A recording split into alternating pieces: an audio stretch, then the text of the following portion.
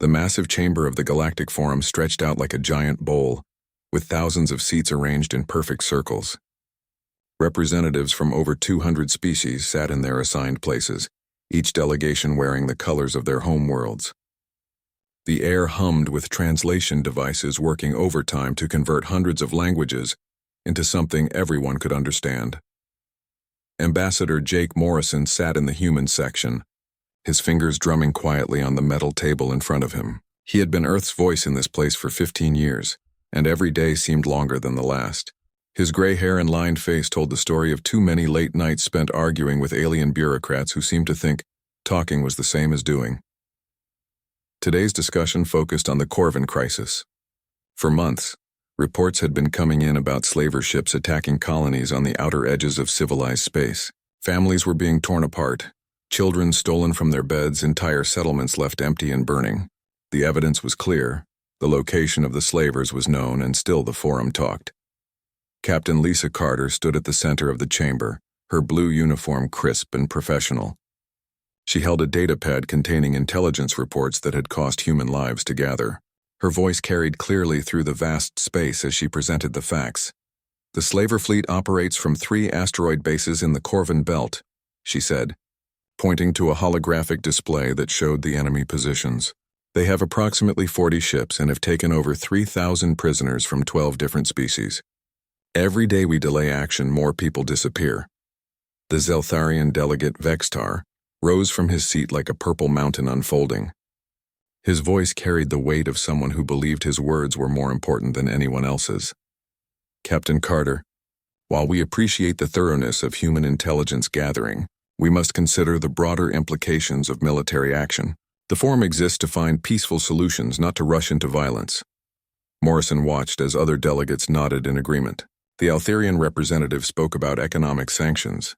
The Gorth delegate worried about disrupting trade routes. The Xerion ambassador suggested forming a committee to study the problem further. Always more committees, more studies, more delays while real people suffered. How long will your economic sanctions take to implement? Morrison asked, already knowing the answer. The proper procedures require 6 to 8 weeks, Vextar replied smoothly. We must give diplomacy a chance to work. Morrison looked around the chamber at the faces of beings who had never seen their children dragged away in chains. And in those 6 to 8 weeks, how many more families will be destroyed? That is regrettable, but we cannot abandon our principles for the sake of expediency, Vextar said. The vote came an hour later. Economic sanctions passed with overwhelming support. Military intervention was rejected by a margin of 4 to 1. Only the humans voted for immediate action. Morrison watched the numbers appear on his screen and felt something cold settle in his chest. That evening, Morrison sat in his quarters aboard the human diplomatic ship orbiting Nexus Prime. The walls were decorated with pictures from Earth and the colonies, reminders of what he fought for every day in that endless chamber of talk. His aide, Commander Rachel Stone, entered carrying a priority message pad.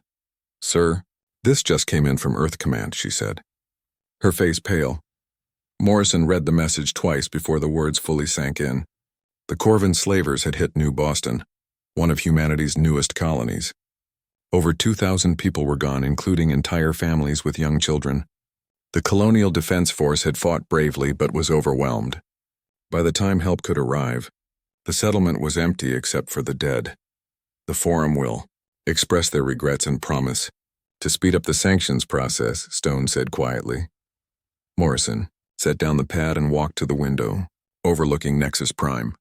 The planet below sparkled with the lights of 1,000 different cultures living in harmony. It was beautiful and peaceful, a symbol of what cooperation could achieve. But that cooperation came at a price that Morrison was no longer willing to pay. "Get me Admiral Hayes," he said. Within minutes, the stern face of Admiral Ben Hayes appeared on the communication screen. The Admiral commanded the human fleet stationed at the edge of forum space, and Morrison could see the anger in his eyes even across the light years. "I assume you heard about New Boston?" Hayes said without preamble. "I did. What's your assessment for a rescue operation?" "We can do it. My people are ready to go right now. But if we act without forum approval, they'll consider it a violation of the Mutual Defense Accords." Morrison was quiet for a long moment. The Accords had been humanity's ticket into galactic civilization 30 years ago. Breaking them would mean isolation, trade sanctions, and the end of everything humans had built in space. But keeping them meant abandoning thousands of people to slavery, while bureaucrats debated the proper forms to fill out. Admiral, how long do you think those prisoners have before the slavers move them to the deep slave markets? Days, maybe a week at most. Once they reach the core slaver networks, we'll never see them again. Morrison made his decision. Prepare your fleet, Admiral. I'll handle the political consequences. After ending the call, Morrison sat down at his desk and began typing. The letter was addressed to the Forum Secretary General and copied to every delegation. It was not long, but every word was chosen carefully. For 30 years, humanity has participated in this forum in good faith. We have shared our technology, our resources, and our blood to maintain galactic peace. In return, we have watched procedure triumph over justice time and again. Today, thousands of human beings sit in chains while this body debates proper protocol. We will not abandon them for the sake of diplomatic courtesy. Effective immediately, humanity withdraws from the Galactic Forum. We will defend ourselves and aid those in need. But we will no longer pretend that endless talk is the same as meaningful action. Commander Stone read the letter over his shoulder. Sir, are you certain about this? Once we send this, there's no going back. Morrison thought about the families on New Boston, about all the times he had watched the Forum choose process over people. Sometimes doing what's right means standing alone, Commander. Send the message. As the letter traveled across the galaxy at light speed, Morrison looked out at the stars and wondered what humanity would become now that they were truly free to be themselves. The galaxy was about to learn what humans could do when nobody was holding them back. The news spread across the galaxy faster than anyone expected. Within hours of receiving Morrison's message, every major news network was broadcasting the story. Humans abandoned Galactic Forum scrolled across screens on 1,000 worlds in hundreds of languages. Emergency sessions were called on capital planets throughout civilized space. In the Forum chamber on Nexus Prime, chaos ruled for the first time in decades. Delegates shouted over each other in languages the translation system struggled to keep up with.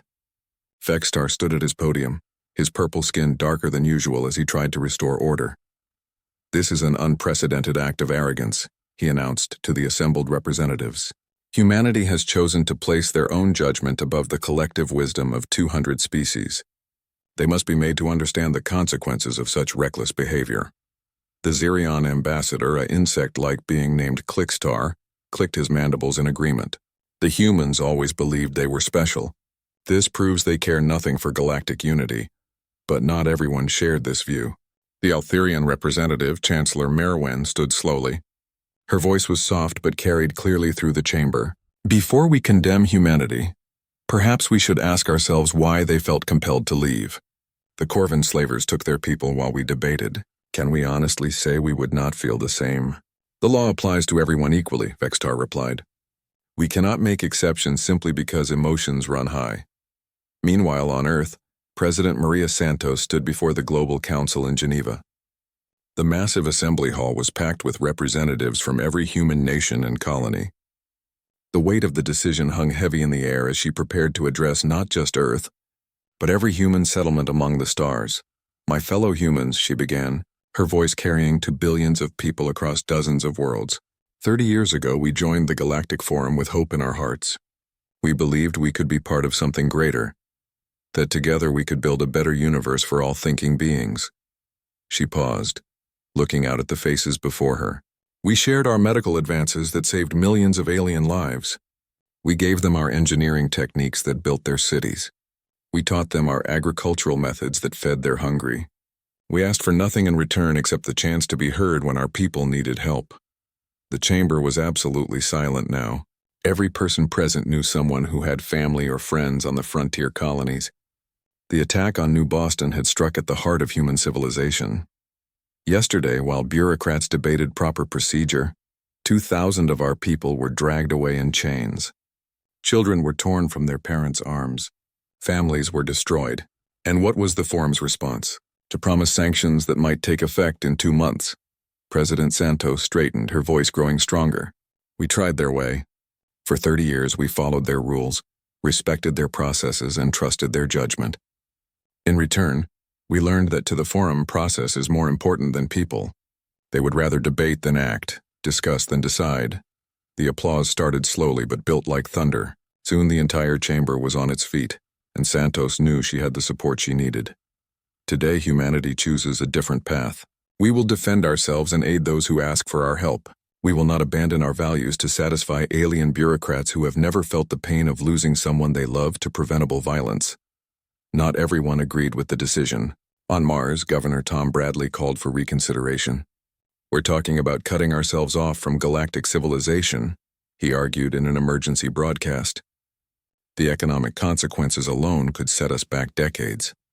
But Colonel Amy Wells, whose daughter had been among those taken from New Boston, had a different perspective.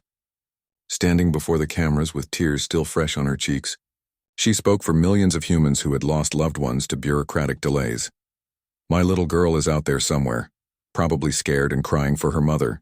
While the forum writes strongly worded letters, she's living a nightmare. If standing alone means saving her and others like her, then I'll gladly pay any price." As Earth debated, Admiral Hayes was already in motion. The human fleet had been scattered across the galaxy, but within 6 hours of receiving Morrison's withdrawal message, ships began converging on a staging area near Corvin Space. It was the largest human military force ever assembled, and for the first time in 30 years, it would operate without alien oversight. Captain Steve Murphy's scout ships had already penetrated the Corvin belt, mapping the slaver bases and identifying prisoner locations. His reports painted a grim picture. The slavers had fortified 3 large asteroids and were holding captives from at least 15 different species in appalling conditions. "They're not expecting us," Murphy reported to Admiral Hayes. "Their defenses are set up to handle foreign peacekeeping forces, not a focused military operation." Hayes studied the tactical displays in his command center aboard the battleship Liberty. The slaver positions were strong, but they had made one critical mistake. They had planned for the kind of cautious, committee-approved assault the forum would eventually mount. They had not planned for humans who had nothing left to lose. "All ships, this is Admiral Hayes," he broadcast to the assembled fleet. "For 30 years we've been the galaxy's peacekeepers, bound by rules written by people who never had to pull bodies from burning colonies. Today we fight for our people and our principles. No committees, no debates, no delays. We go in fast, we hit hard, and we bring everyone home." Across the galaxy, forum observers watched the human fleet movements with growing concern.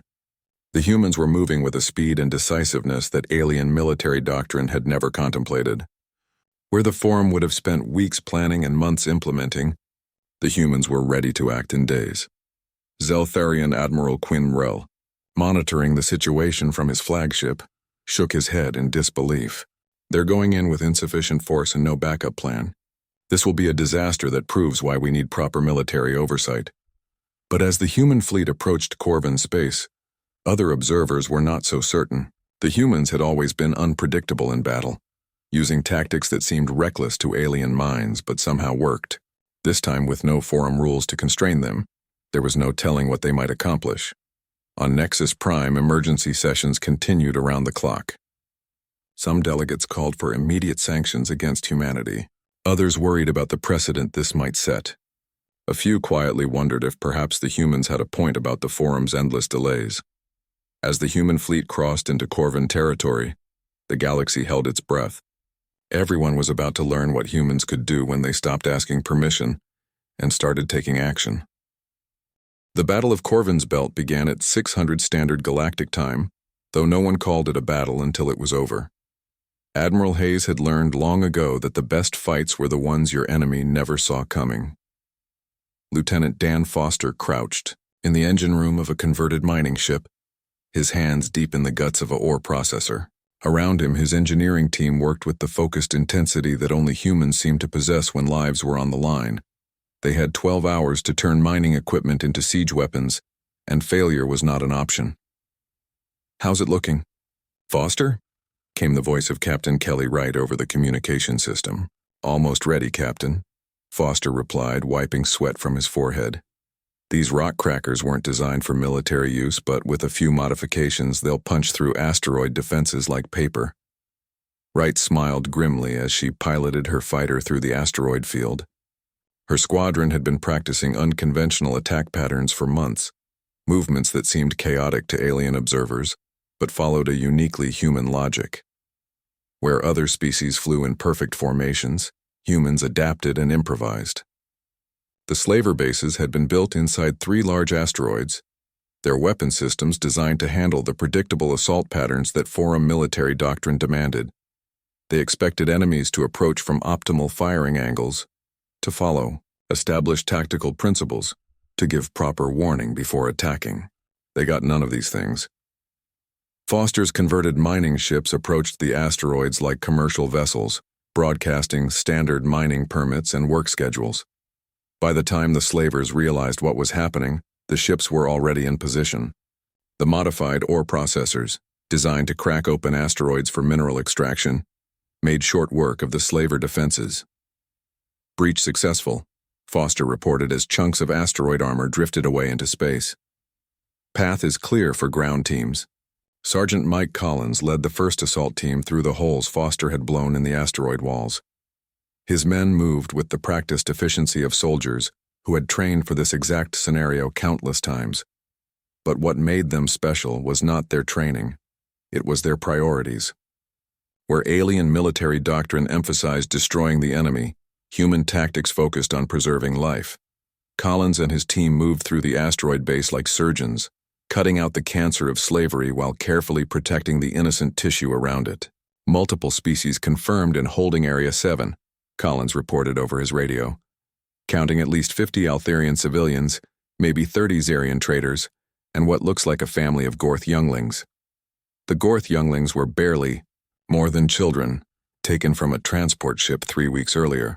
They cowered in the corner of their cell, too frightened to understand that the armored humans breaking down their door were there to help. Collins knelt beside them, his voice gentle despite the chaos of battle raging around them. "It's okay," he said in broken Gorth. "We're here to take you home." Dr. Helen Grant followed close behind the assault teams, her medical kit ready for any emergency. She was a xenobiologist who had spent years studying alien physiology, and her knowledge proved invaluable as the rescue teams encountered prisoners from species across the galaxy. "This Zeltharian has wasting disease," she reported as she examined a purple-skinned prisoner who could barely stand. "Without treatment, he'll be dead in days." "Can you help him?" Collins asked. Grant was already preparing an injection. "Human research into Zeltharian biochemistry is more advanced than most people realize. This should stabilize him until we can get him to a proper medical facility." The irony was not lost on anyone present.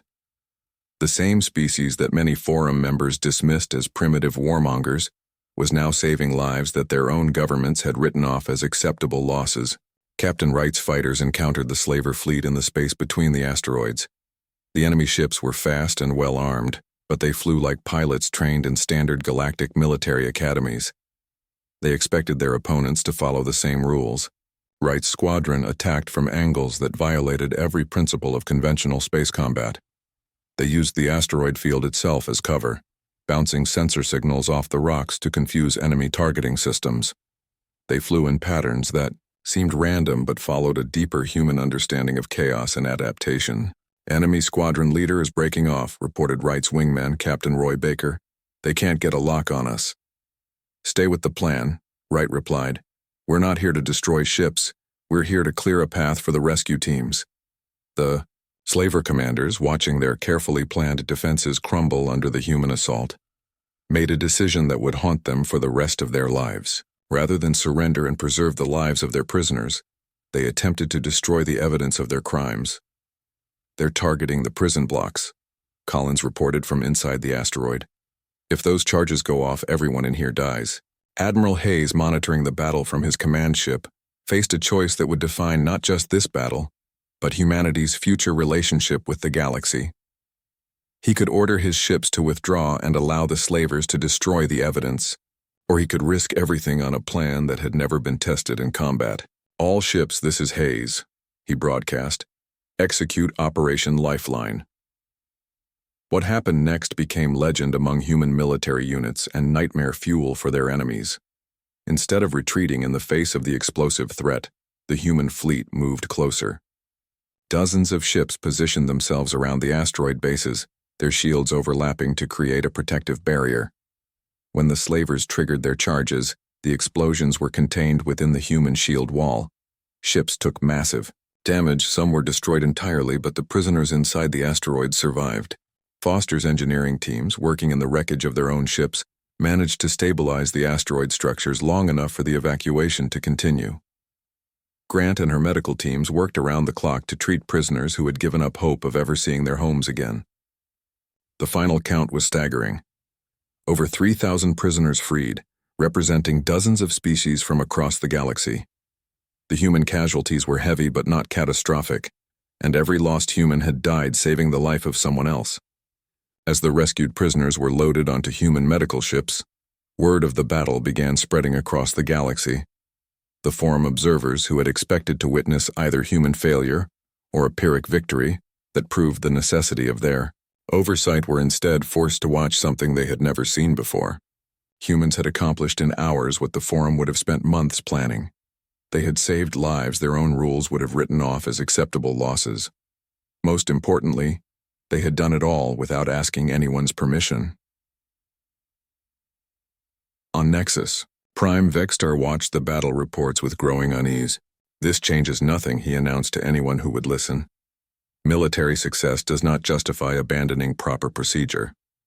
But Chancellor Mayor Wen of the Altharians had a different perspective. Her people made up the largest group of rescued prisoners, families who owed their lives to human action while Forum committees debated sanctions.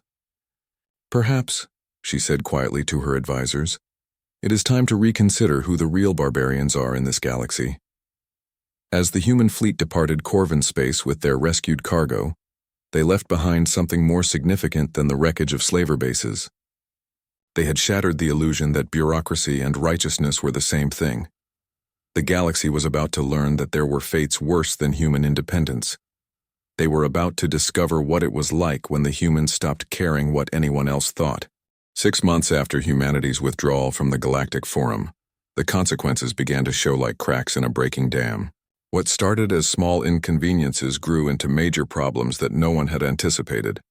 Dr. Carl Weber had been working on Zeltharia Prime for 3 years before the Exodus. His laboratory buried deep in the planet's research district.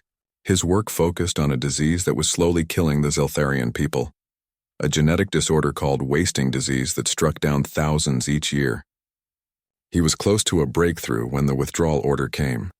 Now sitting in his lab on Earth, Weber watched the news reports with growing sadness. Without access to his research, the Zeltharian medical system was falling apart. The treatments he had developed required constant refinement, adjustments that only human biochemistry could provide.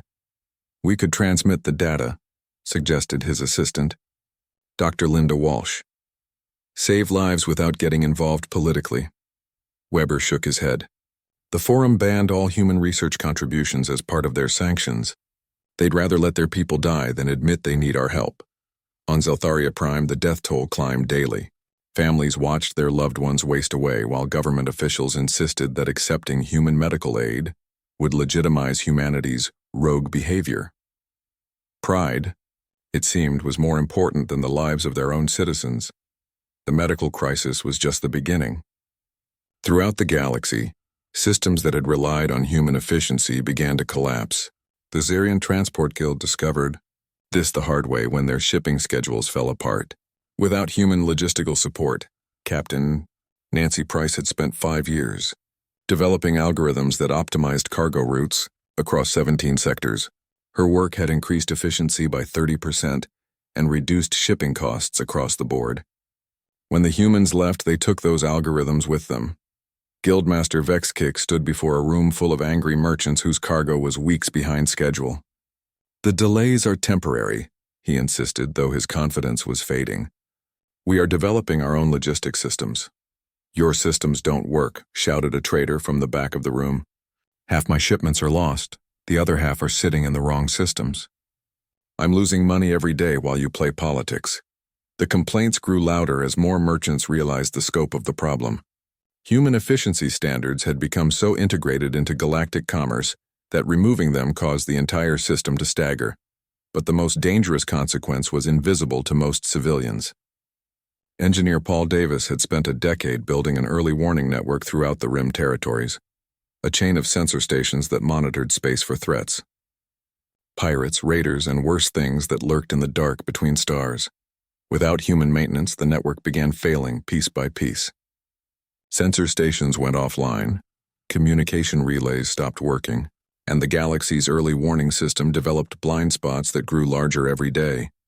The Draktar horde had been waiting in the void beyond the galactic edge for exactly this kind of opportunity. They were a nomadic warrior culture that survived by raiding settled worlds, taking what they needed and destroying the rest. For years, the human sensor network had kept them at bay, detecting their scout ships before they could gather intelligence on potential targets. Now, those sensors were dark. Warlord Gaztak stood on the bridge of his flagship, studying reports from his scout commanders. The data was almost too good to believe. Entire sectors were now unmonitored, their defenses based on early warning systems that no longer functioned. The soft ones have grown careless, he growled to his lieutenant. Their watchers have abandoned their posts. It is time to feed. The first Draktar raid struck outer colony worlds that had relied on human protection for years. The attacks came without warning, hitting settlements that had grown complacent under the umbrella of human security. Settler Jake Wilson was working in his fields on Gamma Centauri 7 when the ships appeared overhead. There had been no alarm, no evacuation order, no advance warning at all. The colony's defense coordinator later admitted that they had never developed their own early warning system because the humans had always provided one. By the time Forum peacekeeping forces responded to the distress calls, the raiders were gone and the colony was in ruins. It was the first of many such disasters. On Nexus Prime, emergency sessions ran around the clock as reports of Draktar raids poured in from across the galaxy. The Forum's military commanders were discovering that their response protocols had been built around the assumption of human support that no longer existed. General Lou Thompson's defensive strategies had become so fundamental to galactic security that most species had never bothered developing alternatives. His theories on rapid response and flexible defense had protected the galaxy for decades. But now those protections were gone. We need to adapt our tactics, insisted General Korthval of the Xerian Defense Force. Fight without human methods. In theory, yes, replied Admiral Quinrell. But our entire command structure is based on Thompson's principles. Removing them is like trying to rebuild a ship while it's sinking. The truth was becoming clear to anyone willing to admit it. Humanity had not simply participated in galactic civilization, they had become essential to its survival. Their medical knowledge, their engineering skills, their military expertise, and their simple willingness to act when action was needed had become the foundation upon which everything else was built. Chancellor Merwen of Altheria was the first to acknowledge this reality. Her people had lost the most citizens to the Corvin slavers, and they had been among those rescued by human action. She authorized secret communications with Ambassador Morrison through diplomatic back channels. Perhaps there is room for discussion, her message read carefully. The situation has become more complex than anyone anticipated. Morrison's response was polite but firm. Humanity appreciates Altheria's concern, but we have chosen our path. We will defend ourselves and aid those who request our help, but we will not return to a system that values process over people. The rejection stung, but Merwen understood it. The humans had tried to work within the Forum for 30 years, only to be ignored when their people needed help. Trust, once broken, was not easily repaired. As Draktar raids intensified, other species began reaching similar conclusions. The Rigelian Republic, watching their border colonies get attacked while Forum committees debated proper response procedures, quietly began exploring alternatives to Forum membership. President Kyle Roberts of the Rigelian Republic stood before his cabinet, with intelligence reports spread across the table. The Forum's response time to the latest raids was 47 hours. By the time their peacekeepers arrived, 3 more colonies were gone. What are you suggesting? Asked his defense minister.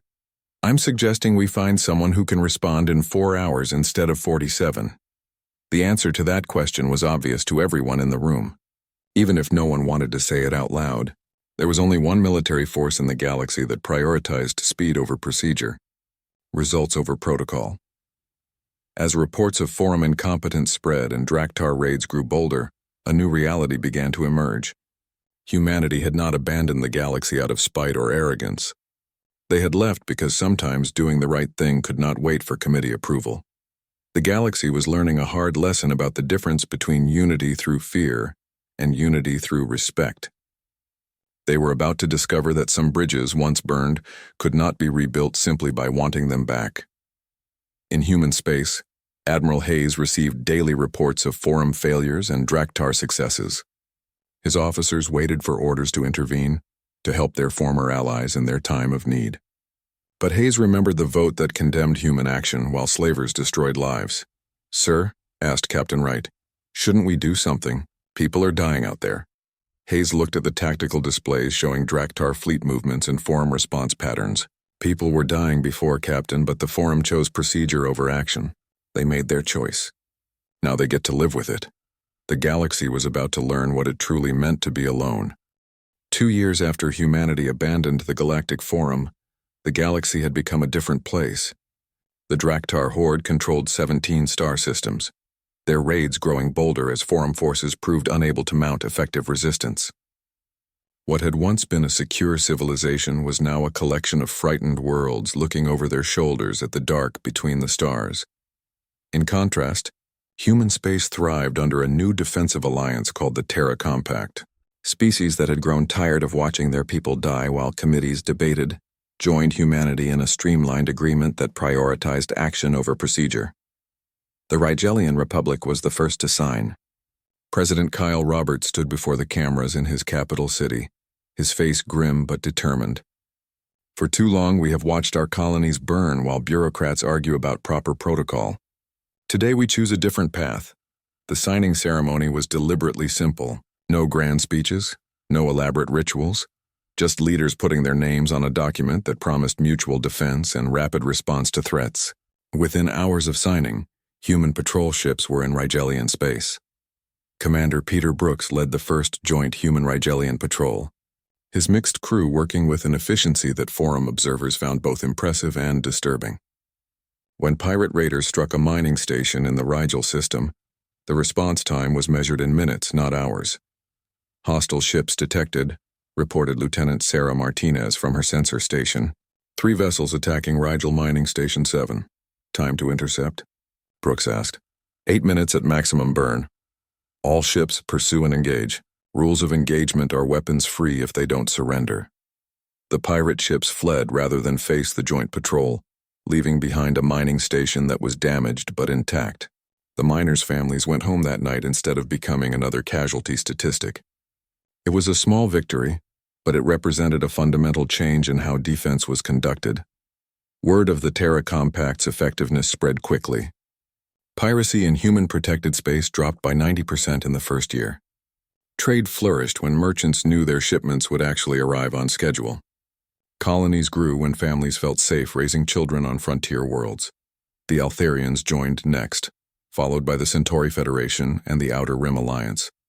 Each new member brought resources and knowledge, but more importantly, they brought a shared commitment to protecting their people instead of protecting bureaucratic procedures. Meanwhile, the Forum struggled with an enemy they could not understand.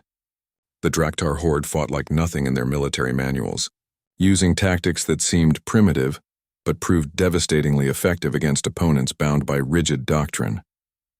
Warlord Gaztak laughed as he read the latest Forum proclamation demanding he cease hostilities and submit to arbitration. They offered to negotiate with raiders who burn their worlds. These soft ones deserve extinction. The Forum's military response was everything their critics had predicted. Committees debated optimal force deployment while colonies died.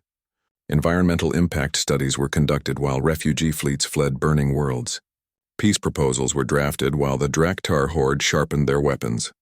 The tipping point came when Draktar scouts appeared in the Nexus system itself. Long-range sensors detected the massive Horde fleet massing just beyond the system's edge. Preparing for an assault on the Forum's capital world, panic spread through the government chambers as delegates realized their beautiful symbol of galactic cooperation might fall to barbarian raiders. Emergency sessions ran around the clock, but the same problems that had plagued Forum military responses for years now threatened their very survival. "We need a minimum," of 6 weeks to properly coordinate a defense, reported Admiral Quinrell to the Emergency Council.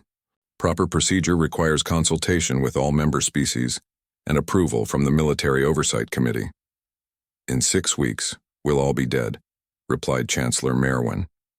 She had become the unofficial leader of the Reform faction, delegates who had quietly begun questioning whether the Forum's methods were worth preserving. Then what do you suggest? Demanded Vextar. Abandon everything we have built for the sake of expediency? Before Merwin could answer, alarms began sounding throughout the complex. The Draktar fleet had emerged from hyperspace and was moving toward Nexus Prime, with the inexorable certainty of an avalanche. Their ships were crude but numerous, and their intent was clear. In the Forum's command center, military officers watched helplessly as the enemy fleet approached. Their own forces were scattered across the galaxy, following deployment patterns designed by committee rather than strategic necessity. There was no way to mount an effective defense in time. Estimated time until the enemy reaches orbital bombardment range? Asked Admiral Quinrell. 4 hours, sir, came the reply. Maybe 5 if they stop to reduce the orbital defense platforms first. As word of the impending attack spread, chaos erupted across Nexus Prime. Civilian transports launched in panic while government officials debated evacuation procedures. Some delegates insisted on following proper protocols even as enemy ships appeared in their telescopes. Then, at the edge of the system, space twisted as ships emerged from hyperspace in perfect formation. The newcomers were sleek and deadly, their hulls bearing the insignia of the Terra Compact Defense Force. Admiral Hayes had come to Nexus Prime, though no one had asked for his help. This is Admiral Hayes of the Terra Compact Defense Force, his voice carried across all communication channels. Any vessel attacking civilian targets in this system will face immediate response. The Draktar fleet paused, their commanders uncertain how to respond to this unexpected development. They had planned for Forum resistance, expecting the slow, predictable response that had characterized every previous engagement. They had not planned for humans. What followed became known as the Battle of Nexus Prime, though it lasted only 4 hours from start to finish. The Terra Compact fleet moved with precision that seemed almost choreographed, each ship knowing exactly where it needed to be and when. Captain Kelly Wright led her fighter squadrons in attack patterns that confused Draktar targeting systems. Commander Peter Brooks coordinated mixed-species battle groups that fought with a unity the Forum had never achieved. Most importantly, every decision was made by commanders on the scene rather than committees light years away. The Draktar horde, facing an enemy that actually fought back with speed and skill, discovered what their previous victims had already learned. Running away was easier than facing determined resistance. Enemy fleet is retreating, reported Captain Wright as the last Draktar ships fled into hyperspace. Nexus Prime is secure. In the aftermath, as human medical ships tended to wounded Forum personnel and human engineers helped repair damaged defense platforms, the galaxy finally understood what they had lost when humanity left the Forum. The humans had not abandoned galactic civilization out of spite or arrogance. They had left because sometimes the right thing could not wait for consensus. They had built something better in the ruins of their disappointment, and now they were strong enough to protect even those who had rejected them. Ambassador Morrison received the formal invitation 3 days later, delivered by Chancellor Merwin herself. The document was simple and direct, nothing like the elaborate treaties that usually emerged from Forum bureaucracy. It was an invitation to join a new organization, built on human principles of rapid response and practical solutions. We call it the Galactic Council, Merwin explained. Not a forum for endless debate, but a council for decisive action. Morrison read the proposal carefully. It abandoned most of the Forum's bureaucratic structure in favor of something resembling the Terra Compact. Representatives would have authority to act, not just debate. Military responses would be measured in hours, not months. Most importantly, doing the right thing would take priority over following proper procedure. It's everything we asked for 2 years ago, Morrison said finally. Why now? Because we finally understand the difference between unity through fear and unity through respect, Merwin replied. The Forum demanded obedience. The Council offers partnership. Morrison's response was carefully considered. We'll participate, but only if we can maintain our current commitments to those who stood with us when it mattered. The Terra Compact nations joined us when they had nothing to gain and everything to lose. We won't abandon them for political convenience. As news of the proposed Galactic Council spread, applications poured in from species across the galaxy. The same worlds that had once condemned human unilateralism now competed to join an organization built on human principles. The Xerion Transport Guild applied for membership after their shipping network collapsed without human efficiency standards. The Zeltharian government, watching their people die of diseases human medicine could cure, quietly submitted a membership request along with a formal apology. Even former Forum hardliners began changing their positions as the new reality became clear. The galaxy had learned that some bridges, once burned, could be rebuilt, but only by those willing to admit they had been wrong. On Nexus Prime, the old Forum chamber stood empty while construction began on a new council building. It was smaller and more practical, designed for making decisions rather than avoiding them. Above the